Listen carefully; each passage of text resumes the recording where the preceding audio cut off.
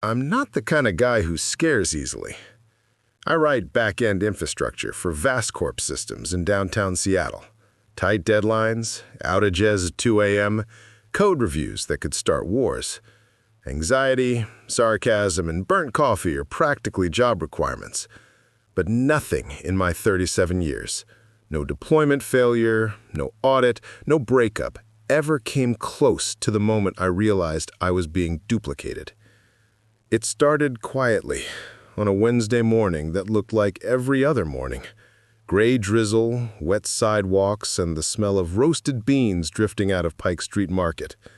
I was at my desk in the office, 9th floor, corner cubicle with a view of nothing but fog, running a diagnostic on our new container service, when my coworker, Denise, spun around in her chair and said, "Hey, nice seeing you last night." I froze. "Last night?" "Yeah," she said, "outside that little ramen place on Stewart. You waved, but you were in a hurry." I hadn't left my apartment the night before. I'd been debugging a memory leak until midnight, sitting in the glow of my monitors with cold noodles and a half-watched documentary playing on the second screen. I told her she must have seen someone who looked like me. She shrugged, unconvinced, and we went back to work. I didn't think about it again until 2 days later when a ping hit my phone, a Google Photos notification. "Your memories from today." It displayed 4 pictures. They were of me. Same jacket, same expression, but I wasn't the one who took them. One showed me standing in front of Kubota Garden, another outside the old King Street station, then one by the Fremont Troll, hands in my pockets, staring ahead as if waiting. The timestamps were identical, 9:14 a.m. But I had been in the office at that exact moment. I thought maybe my account had been hacked. Maybe someone spoofed my face with AI. Deepfakes were getting better, but the metadata showed the photos were taken with my phone. The same phone still sitting in my pocket. That's when the bottom dropped out. I didn't tell anyone. Not Denise, not my manager, not my brother back in Oregon who already thinks Seattle is full of haunted Wi-Fi. Instead, I retraced the locations, hoping to find something, someone who could explain the impossible. I went to Kubota Garden first. It was raining, the kind of thin Seattle mist that coats your glasses but somehow never falls. I kept walking the same paths I'd seen in the pictures, looking for angles, shadows, reflections, anything that proved they were staged. Nothing. At the Fremont Troll, I felt something shift. A subtle pressure in the air, like static before a storm. As I approached the sculpture, I saw a figure on the opposite side of the underpass. A shape. A posture. Familiar in a way that felt wrong. He stood with his back turned, hood up, head slightly tilted, as if listening. I whispered, without meaning to, "Hey." He moved. Just a slight turn.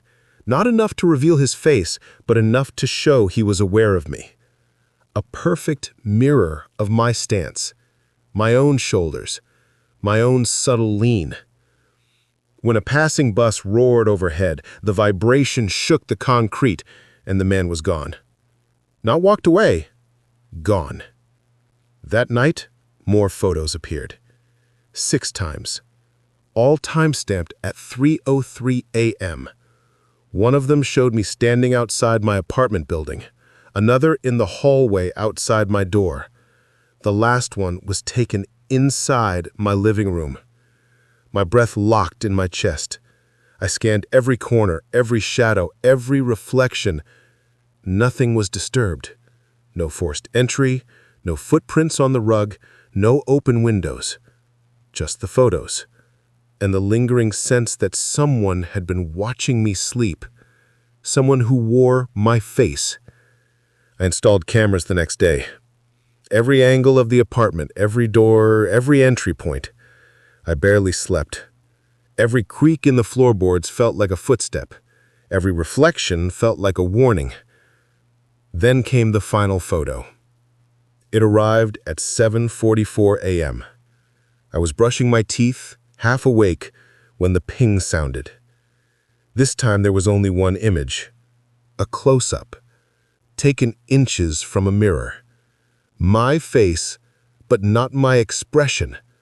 A version of me smiling in a way I never smile. Cold, deliberate. And behind him, behind me, stood someone else. A second reflection. A second duplicate. That was 3 days ago. I haven't gone to work, haven't opened the blinds. I unplugged the cameras because they kept turning on by themselves, little red lights blinking in patterns that made no sense. I hear footsteps sometimes, my footsteps, moving around the apartment when I'm completely still. People say a doppelganger is a bad omen, a sign that something in your life is about to end. But I'm beginning to think it's not an omen at all. It's a replacement plan. Something is wearing my face. Something is rehearsing my life. And last night, as I lay awake in the dark, I heard my own voice whisper, "You're late."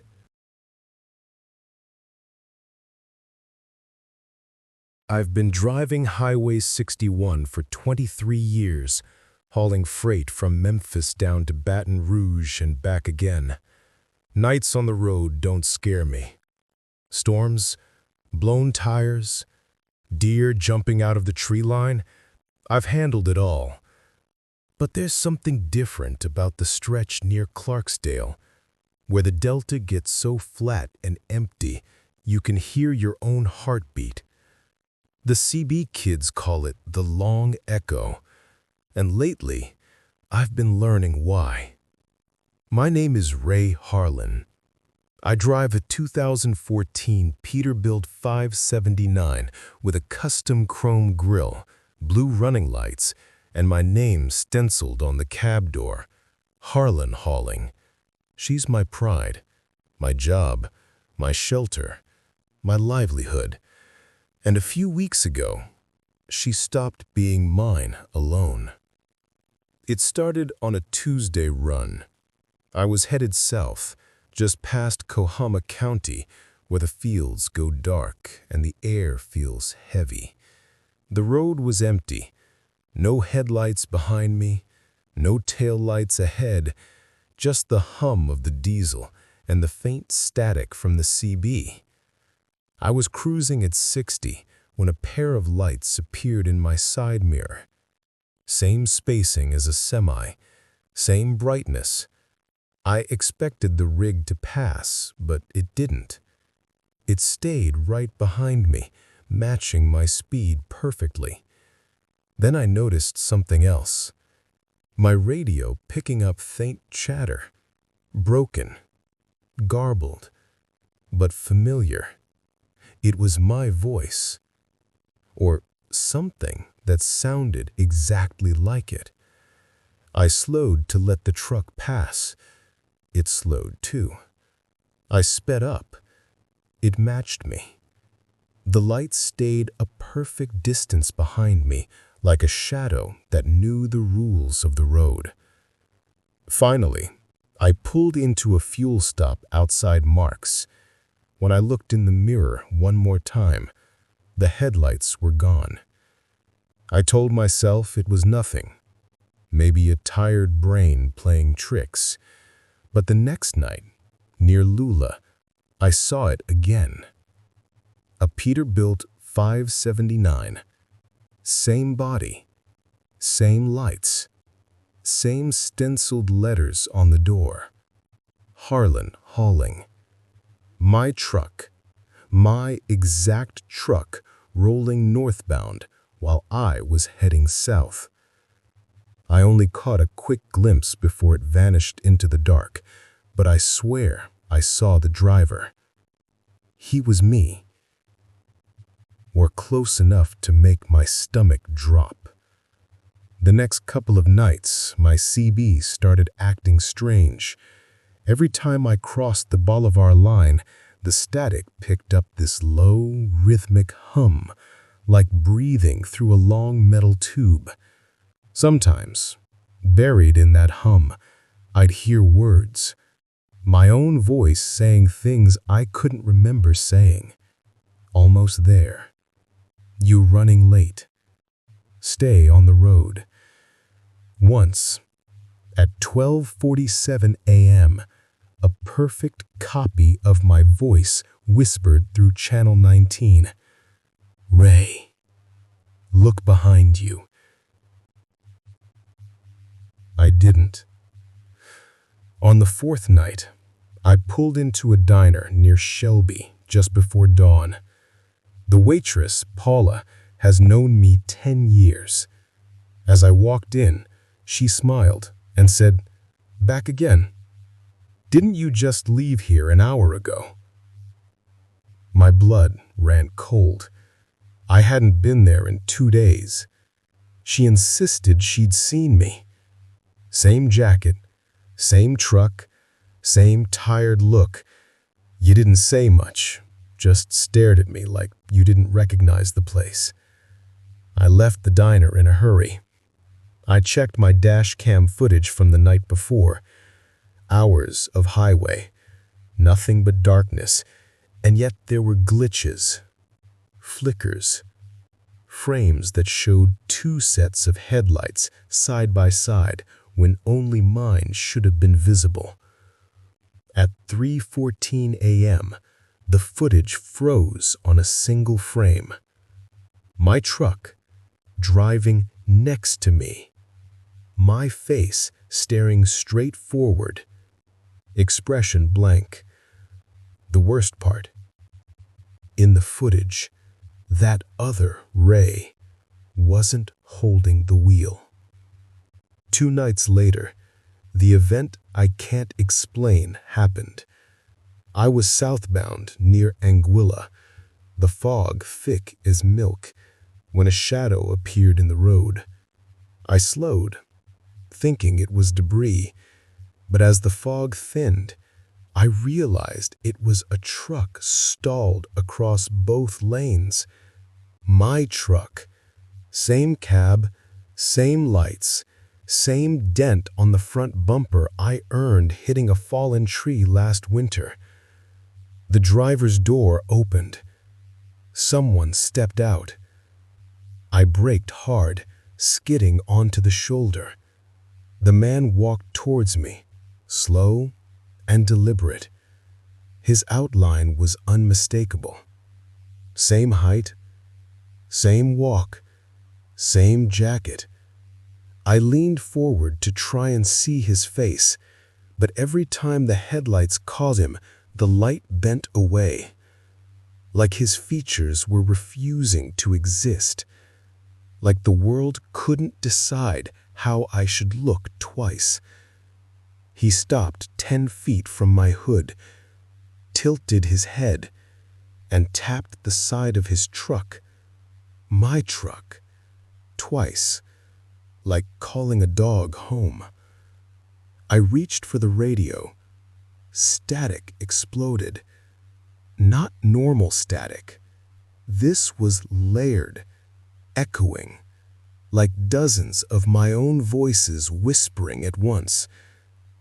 I couldn't breathe, couldn't think. When I looked back through the windshield, the figure was gone, and so was the truck. I sat there for a long time, shaking, waiting for the fog to swallow me too. But it didn't. Dawn came, and with it, silence. I still drive 61. Not because I want to, but because running freight is the only thing I know. But every night, when I hit that stretch near Clarksdale, I grip the wheel a little tighter.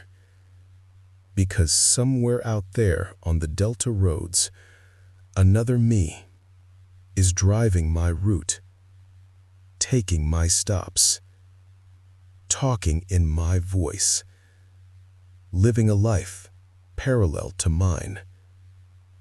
And one night, maybe soon, our roads won't run beside each other. They'll intersect. You're listening to Lurking Moon. If the story keeps you company tonight, please like and subscribe. I've reviewed thousands of hours of surveillance footage in my 20 years with the Chicago Police Department, but nothing, not shootings, not robberies, not the quiet horrors people inflict on each other when they think no one's watching, prepared me for what I saw in the recording room of the 18th District Headquarters on South State Street. My name is Detective Marcus Hale, badge 4279, and what I'm about to describe still doesn't feel like it belongs to this world. The elegant disclaimer applies. This account is offered as testimony of experience only. No claims of the paranormal or supernatural are implied. It started with a routine request from Lieutenant Ramos to review vandalism reports near the River North area, broken storefront windows along North Clark, a pattern that didn't fit any known crew. I sat down at one of the station terminals around 11:45 p.m., the fluorescents humming, the room empty except for Officer Dorian, asleep upright in his chair. I pulled up the timestamp from August 14th, 02:13 a.m. The camera outside the closed cafe on West Erie flickered once, stabilized, and showed a man in a dark jacket walking into frame. Nothing unusual until he turned his head toward the lens. Same eyes, same gait, same scar on the left eyebrow I got from a bar fight in Joliet 10 years ago. It was me, or someone who looked exactly, impossibly like me. At first, I laughed under my breath, assuming it was compression artifacts or pareidolia. But the more I watched, the colder the room felt. The stranger in the footage smashed the cafe window with a tire iron, pocketed the register drawer, and walked off like he had all the time in the world. My own voice slipped out of me, barely audible. That's not possible. I rewound it 5 times, zoomed in on the face, adjusted contrast and sharpening. Each enhancement pulled my own features into even clearer view. Lines of fatigue in the forehead, crooked nose from a high school boxing match, the familiar tilt of my chin when I'm irritated. I checked my phone for my own location at that time, home, sleeping, with a Lyft receipt that proved I'd been off duty since 22:04 the previous night. Still, I pulled up additional footage, August 2nd, July 29th, July 12th, and there he was again and again. The same man, the same walk, the same face, committing small crimes across the near north side. Not enough to draw attention, just enough to build a pattern that only someone like me, obsessive, methodical, would notice.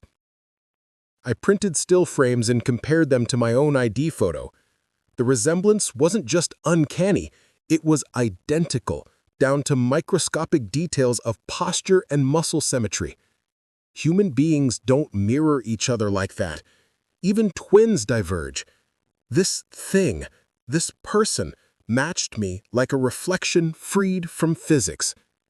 The next night, after everyone cleared out of the office, I pulled the backup drives and scanned through the neighborhood cams manually. Around 3:17 a.m., on a camera overlooking Kinsey Street near the Merchandise Mart, I saw him again.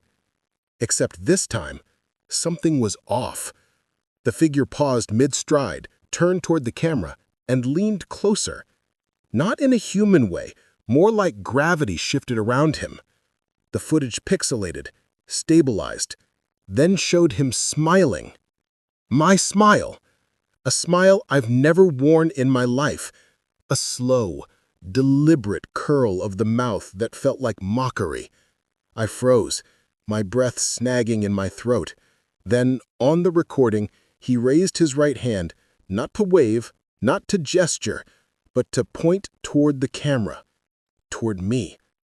The timestamp glowed red, flickered, and for one impossible second, the video feed stuttered and resolved into a direct, unbroken close-up of my own face staring back from the monitor. Not from the street, from within the screen. The station lights flickered. Dorian stirred but didn't wake. My pulse hammered, so loud I thought it would shake the desk. I stepped back from the screen and the image snapped back to the original wide shot. He was gone. I didn't tell Ramos. I didn't tell Internal Affairs. I didn't even tell my ex-wife Elaine, who would have chalked it up to sleep deprivation and stress. Instead, I went back every night, combing through footage, hoping to understand the pattern, whether he was imitating me or replacing me. But the more I watched, the chronology blurred. Some clips suggested he committed crimes while I was awake and elsewhere. Others hinted he moved before the timestamp even recorded him, as if the footage bent around him. The last clip I reviewed sealed everything. It was from a camera mounted outside my own apartment building on West Belmont. Timestamp September 3rd, 0044. The stranger walked up the steps, used my exact keyring to unlock the door, and entered. I knew I wasn't home yet. I'd been stuck in traffic on Lakeshore Drive. When I arrived, 10 minutes later, the apartment was dark, still, normal. But my desk chair was turned slightly away from the wall, like someone had just vacated it. I look for him now, in every reflective surface, mirrors, windows, darkened screens. Sometimes I think I catch him arriving before I do, leaving before I enter, watching, recording, replacing. And every time a new petty crime hits my precinct, I open the footage, not as an investigator, as a man taking inventory of his own fading identity.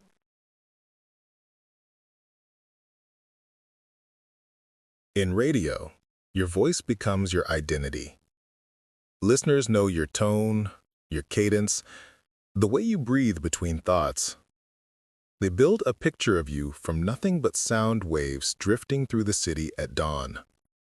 I'm Ethan Mallory, host of Morning Line on CKRT Toronto, and what I'm about to explain, the elegant disclaimer applies, defies everything I've ever understood about broadcasting, signal flow, or the basic rules of existence. It began on a Tuesday, just after 4:10 a.m., the kind of dead hour when the station feels like a mausoleum. I was in Studio B, on the east wing of the building on Jarvis Street, prepping my segment on commuter traffic patterns and a feature interview with a local author. My producer, Alicia Chen, was running late, so I handled the warm-up checks myself. Console levels, mic preamps, processor chain, everything looked normal. I leaned in, recited a quick test phrase, and listened to the playback. Strong, clean, familiar. Then, out of habit, I scanned frequencies on my portable receiver, something I did to kill time and keep an ear out for interference. That's when I heard it. A voice. My voice. But it wasn't coming from CKRT.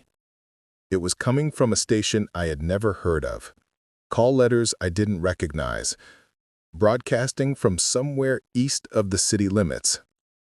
And the strangest part? It wasn't playback. It was live.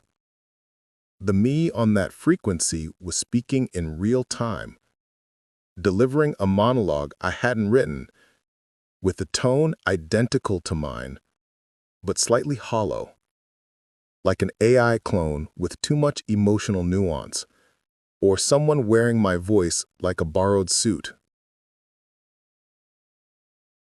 I froze. The transmitter room hummed behind me, the building's old HVAC system ticking in the walls. I turned up the gain on the receiver, pressed it to my ear, and listened. Good morning, Toronto. Wherever you are, you're not alone today. It was exactly my phrasing, down to my signature opener. But the bed music under the voice was wrong. Darker, minor key, atmospheric in a way we never used at CKRT. My first thought was that someone had pirated an old recording, but the words didn't match anything I'd ever read aloud. Worse, the version of me on the broadcast started describing events that hadn't yet happened. A multi-car collision on the Gardner Expressway, a subway delay near St. George, a minor fire at a Queen Street cafe. These weren't predictions. They were confirmed on our newsroom scanner 10 minutes later. When Alicia finally arrived, I didn't tell her what I'd heard. I tried to shake it off as fatigue, the mental blur you get from waking up at 2:45 a.m. every day. But the next morning, it happened again. Same frequency, same bed music, same voice. This time, the broadcast mentioned me. Our colleague Ethan won't be joining us today. But don't worry, someone must speak in his place. The words crawled under my skin. I checked the signal origin on a spectrum analyzer. The carrier wave was irregular, distorted around the edges like it was reflecting from multiple locations at once. Not physically possible.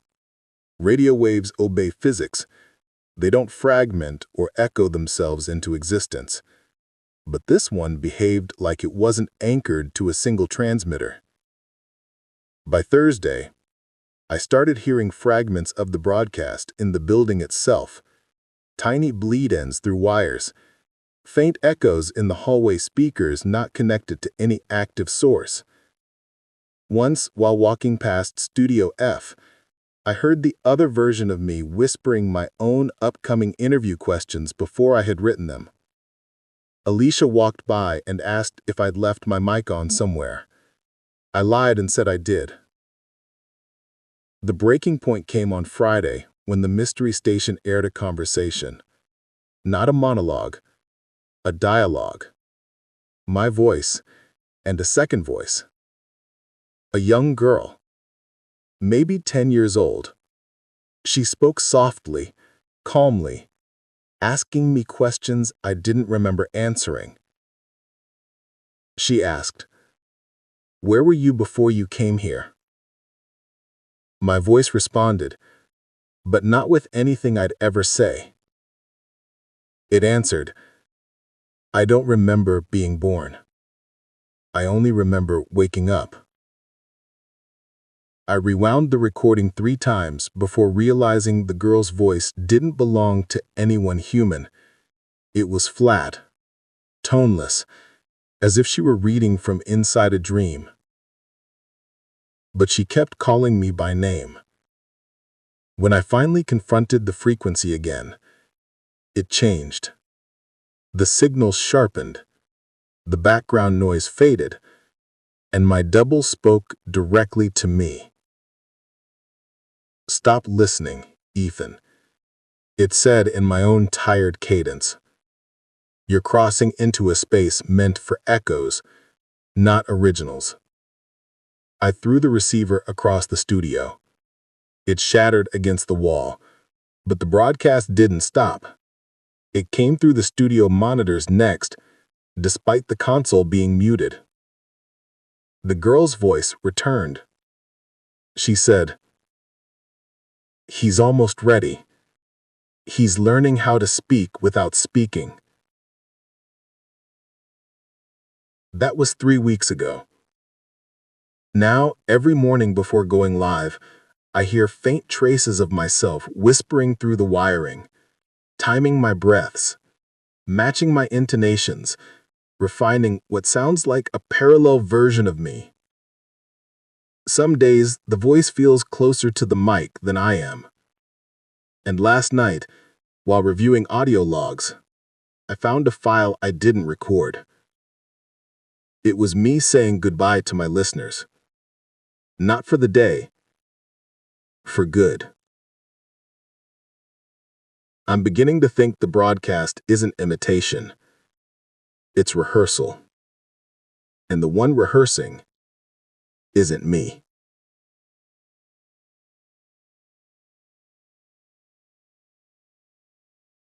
People like to imagine lighthouse keepers as solitary figures, weathered men standing against the wind, staring into endless fog. There's some truth to that. My name is Thomas Merrow, and for 32 years I tended the light at Cape Forlorn on the southern edge of Nova Scotia, guiding ships away from the shoals that have swallowed more hulls than history cares to remember. I retired 5 years ago, moved inland to a small house near Lunenburg, and tried to enjoy the quiet. But it seems the sea doesn't forget those who served it, and neither, it appears, do the shadows that watched me from the cliffs. The elegant disclaimer applies. This is my testimony of experience, nothing more. It happened in late October, when the first winter winds rolled in from the Atlantic, carrying the smell of brine and decay. I was splitting firewood behind my house when I heard footsteps on the gravel path. Slow footsteps. Familiar ones, though I couldn't place why. A tall man approached, wearing a dark oilskin coat, the kind lighthouse keepers used decades ago, before automation took our jobs. His hair was salt gray, his face narrow, and when he lifted his eyes to mine, something inside me seized. His face was my face. His eyes were the exact shade of stormwater blue I'd seen reflected in the lantern room glass for years. "Thomas Merrow," he said, extending a gloved hand.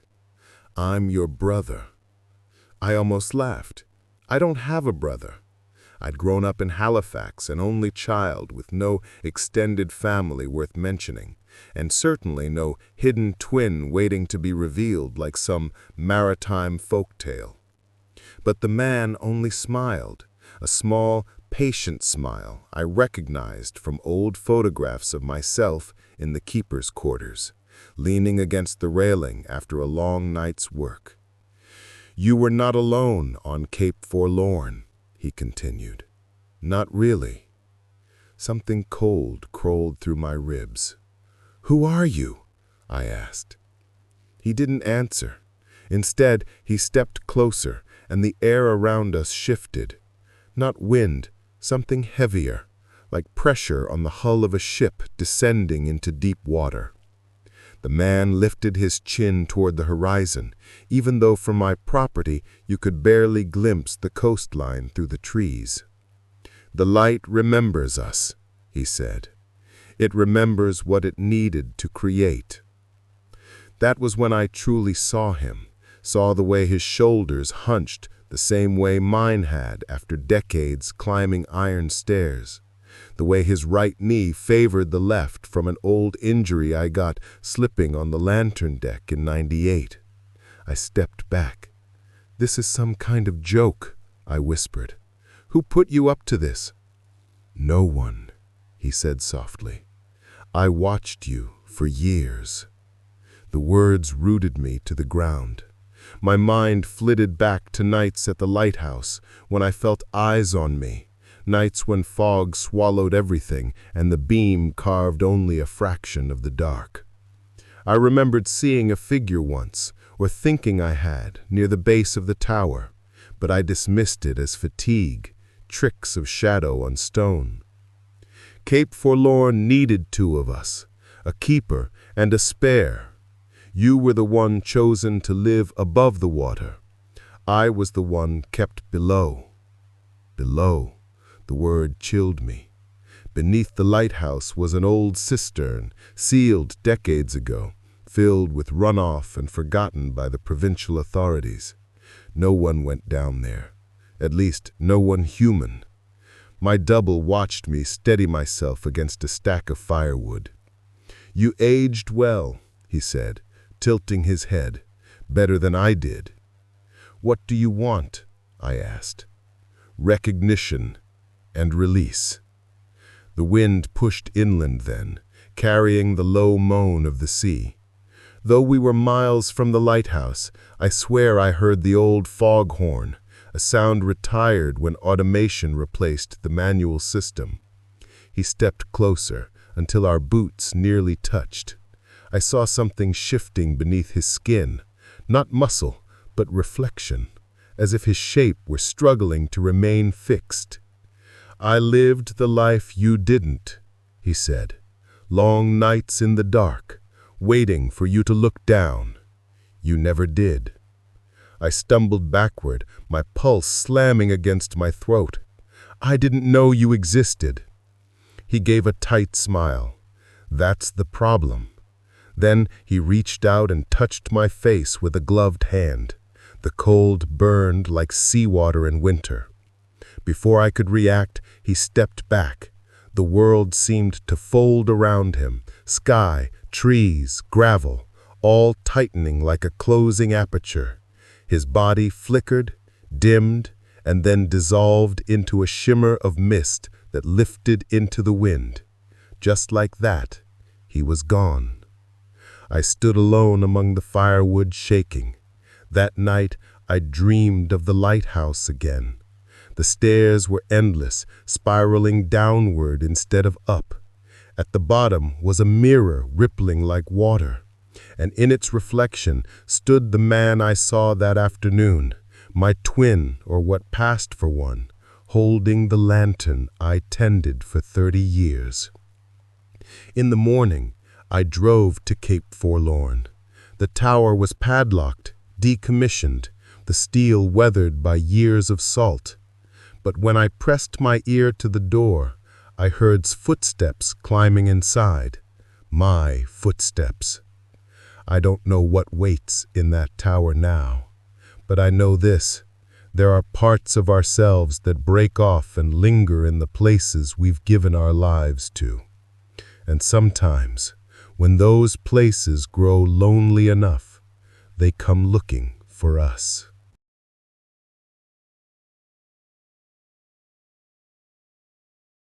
Most truckers will tell you the Dalton Highway has a personality. Mean when it wants to be, quiet when it doesn't, and always watching. I've run freight up that 414-mile stretch between Fairbanks and Deadhorse for 14 years, enough to know when something on that road doesn't belong. My name's Caleb Rourke, and I'll put the elegant disclaimer here. What I'm about to describe is exactly how it happened, without claims of the paranormal or supernatural, though I still don't have a rational explanation.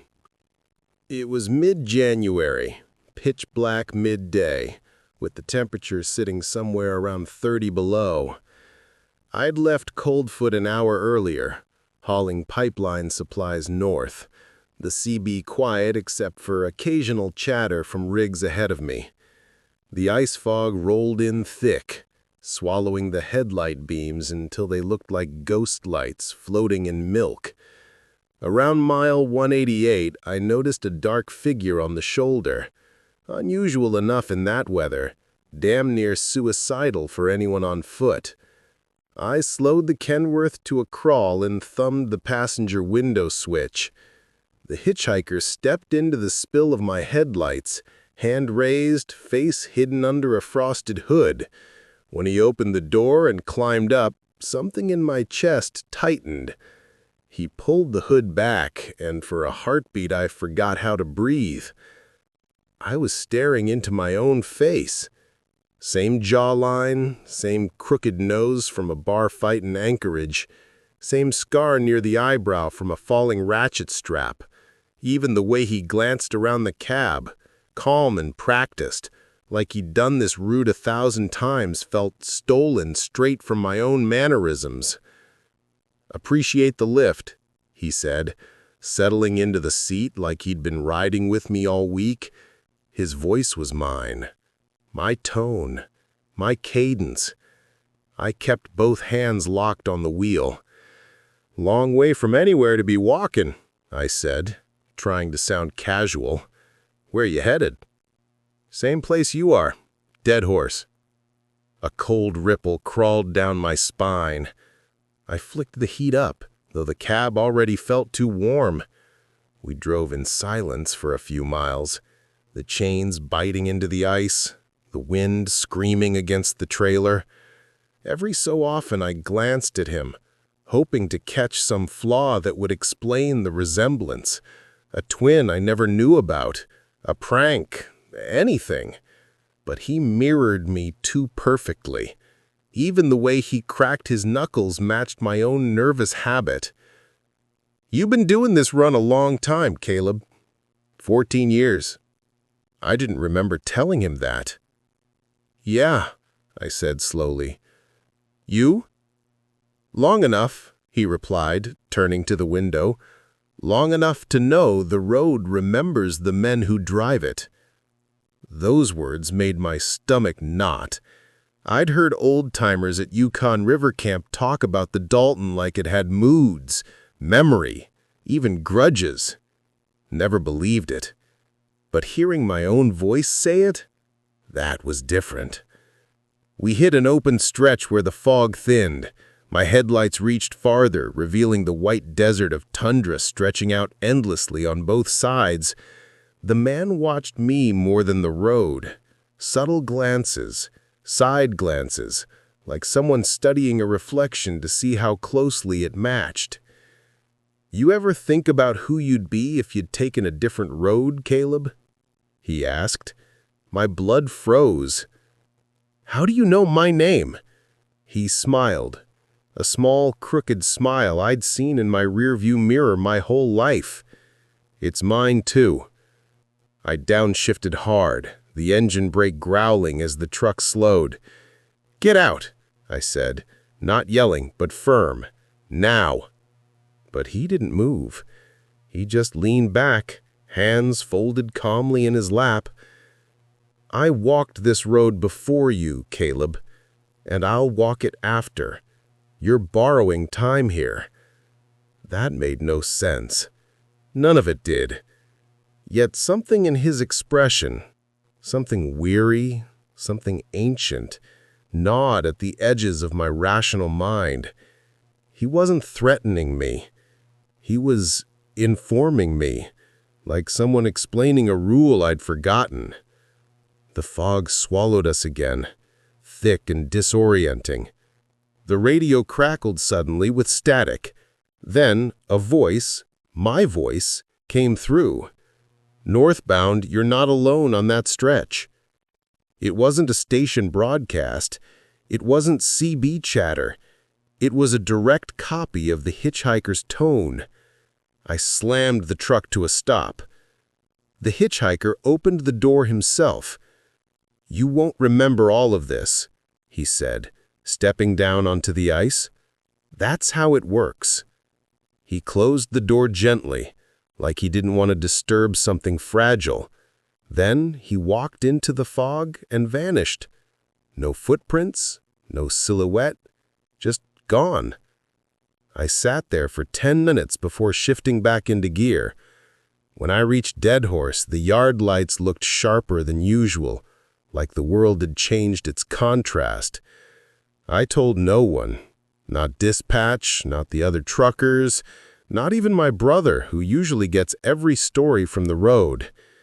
But sometimes late on long hauls, I check the mirror and swear I see someone walking behind the trailer. Same height, same stride, keeping pace in the glow of the taillights. And every time I cross mile 188, the fog seems to lift, just enough for me to know someone else is still out there, waiting for the next version of me to stop.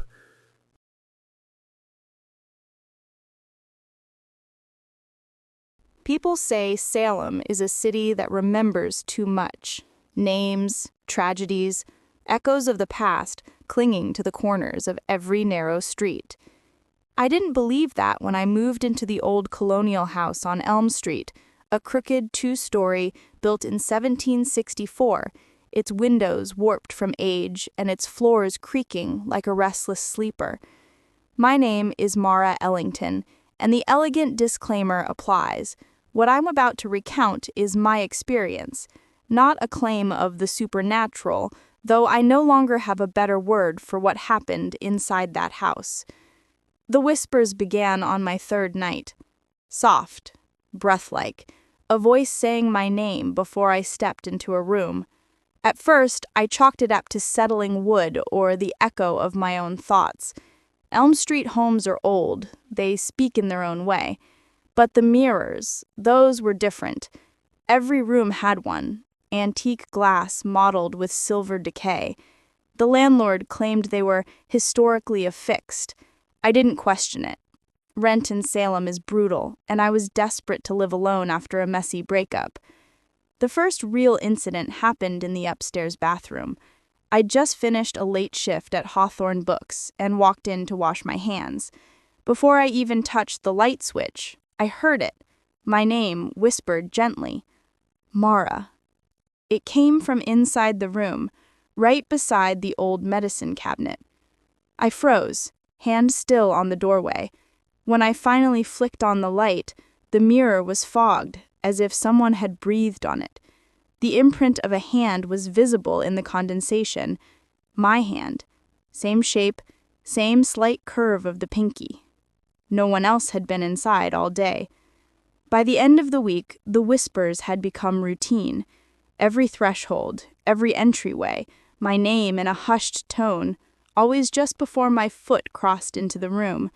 Not pleading, not threatening, just announcing, as if something already inside wanted me to know it was aware. I started testing the mirrors. I'd enter silently, without warning, to see if my reflection lagged or distorted. It never did. Perfect synchronization. Except in the hallway. That mirror was the oldest one, hung in a frame carved with two symmetrical vines. It had a habit of catching my eye even when I wasn't looking at it directly. One night after closing the shop, I returned home to find the hallway lights inexplicably dimmer. The mirror reflected the staircase behind me, accurately, cleanly. But then I noticed something off. My reflection blinked before I did. Just a fraction of a second, but real. I gasped and stumbled backward. My reflection copied the stumble late, like a glitchy video feed catching up. My stomach dropped. I reached out a trembling hand, and the reflection reached too, but again, just a hair ahead of me, as though anticipating rather than mirroring. I slammed the cloth over the mirror and didn't touch it again for days. But the house became restless. The whispers grew sharper, more insistent. Sometimes they said only my name. Other times they added words I couldn't quite make out, soft syllables swallowed by the old wooden bones of the house. I began sleeping with the lights on. Even then, my dreams filled with distorted reflections, versions of me turning their heads independently, smiling at angles my real face could never make. I finally told someone, my coworker Lila. She laughed at first, but concern replaced humor when I described the timing, the perfect mimicry, the slight delays in the mirror motion. She offered to stay the night. We sat in the hallway with the light on, the old mirror still covered, both of us nervously holding mugs of tea. Around 1:20 a.m., the whisper came. Not faint this time, not soft, a clear voice from behind the cloth. Mara, let me see. Lila's mug shattered on the floor. She bolted for the door, swearing she felt someone breathing behind her. I wasn't far behind her, but some awful pull kept me frozen for a moment, staring at that covered mirror as if it was calling to a piece of me hidden beneath my ribs. The next morning, I packed what I could. Before leaving, I lifted the cloth one final time. My reflection stood where it should, matching me in posture and expression. But its eyes. They weren't looking at me. They were looking past me, toward the doorway behind me. And as I stepped away, the reflection's lips moved independently, shaping a whisper without sound. I fled the house and never returned. 2 weeks later, the landlord called to say the mirrors had been removed due to tenant complaints. I didn't ask what kind. I didn't want to know. But sometimes, when I pass reflective store windows or glance at a car mirror, I catch a flicker, a half-second delay, a different angle of the jaw, a whisper of breath, not my own. Maybe it stayed in the house. Maybe it followed me. Or maybe it was never a reflection to begin with.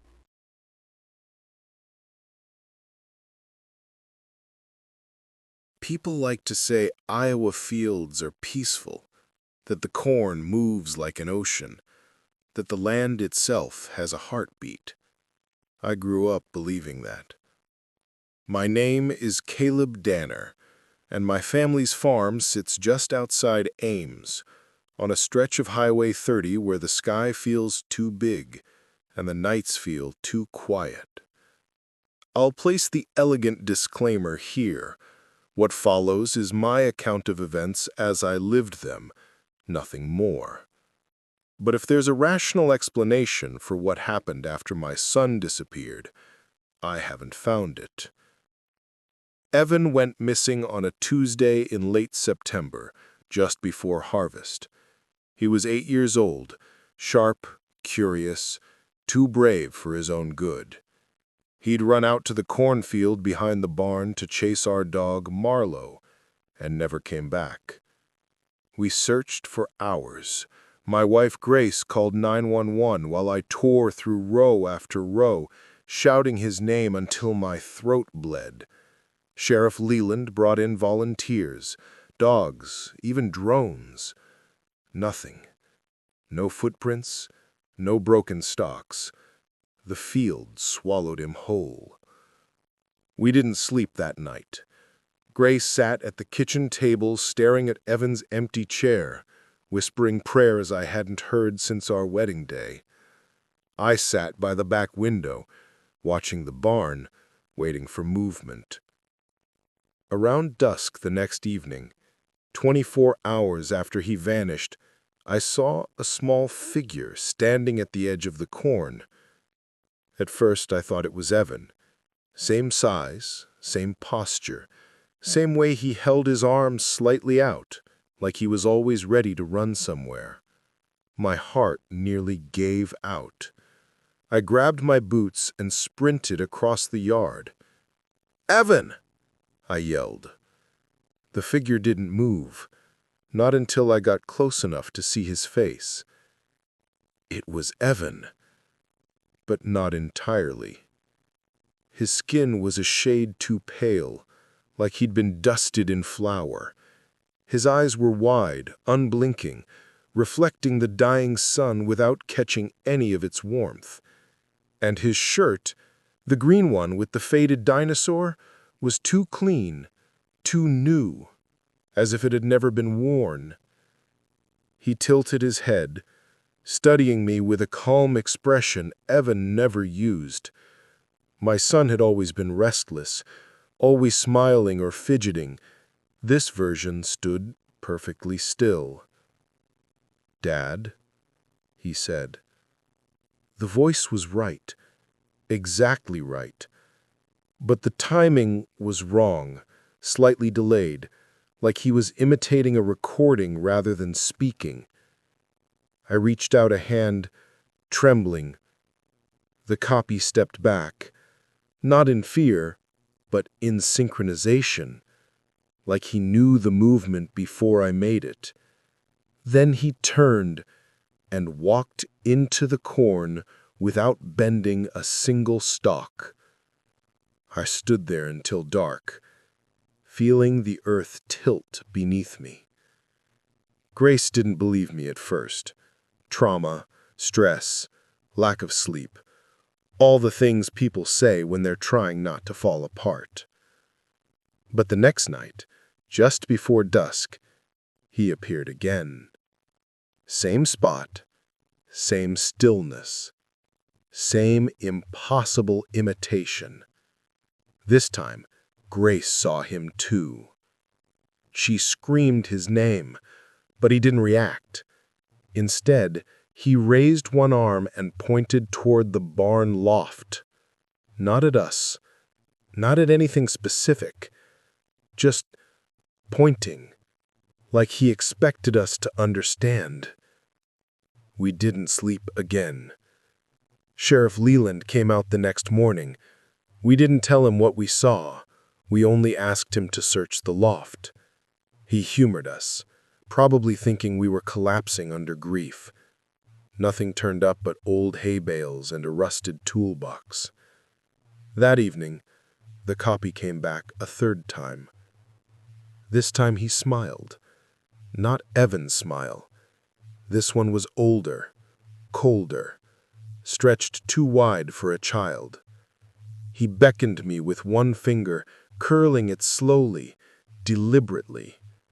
Grace begged me not to go near him, but a father will walk into fire for his child, even for the chance that a ghost of him might lead somewhere. I approached slowly. The corn behind him rustled, though the air was still. The smell hit me next. Soil, wet and metallic, like something freshly unearthed. The copy's eyes followed me, unblinking. "Come see," he whispered. "Where's my son?" I asked. He didn't answer. He simply stepped back into the corn, vanishing between the rows. I followed him. Every farmer knows the feel of moving through corn. Stalks push back, leaves scratch the arms, soil shifts under the roots. But this time, nothing touched me. The plants parted without bending, allowing me through like a corridor. After 10, maybe 12 rows, I reached a clearing, a small circle of trampled earth. In the center lay Evan's shoe. His real shoe. Muddy, torn, exactly the way he'd left it the day he disappeared. I fell to my knees. That's when I heard movement behind me. Soft footsteps. Child-sized. "Dad?"